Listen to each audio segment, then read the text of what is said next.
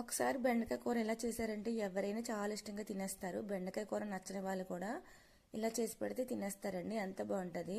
ముందుగా స్టవ్ వెలిగించి కళాయి పెట్టి కొంచెం ఆయిల్ వేసుకోవాలి. ఆవాలు, జీలకర్ర, గుళ్ళపప్పు, కొన్ని కరివేపాకులు వేసుకొని కొంచెం వేగిన తర్వాత ఒక పెద్ద ఉల్లిపాయ, 2-3 పచ్చిమిర్చి సన్నంగా తురుముకొని వేసుకొని రుచికి సరిపడా సాల్ట్ని ఈ టైంలో వేసేస్తే త్వరగా ఉల్లిపాయలు మగ్గిపోతాయి. ఇలా మగ్గిన తర్వాతను కట్ చేసుకున్న బెండకాయలు కొద్దిగా పసుపు వేసుకొని ఒకసారి కలిపేసుకొని 2 టమాటాలు కూడా కట్ చేసుకొని వేసుకొని బాగా కలిపేసి 2-3 నిమిషాల పాటు మూత పెట్టి టమాటా మగ్గే వరకు ఉడకనివ్వాలి. ఇందులోనే 1 స్పూన్ కారం, 1 స్పూన్ ధనియాలు, జీలకర్ర పొడి వేసుకొని కొంచెం చింతపండు, వాటర్, కొత్తిమీర కూడా వేసుకొని మూత పెట్టేసి మరొక 5 నిమిషాల పాటు ఉడకనిస్తే కర్రీ తయారైపోద్దండి. టేస్ట్ మట్టికి చాలా చాలా బాగుంటుంది. ఇలా మీరు కూడా ఒకసారి ట్రై చేయండి, అందరూ చాలా ఇష్టంగా తింటారండి.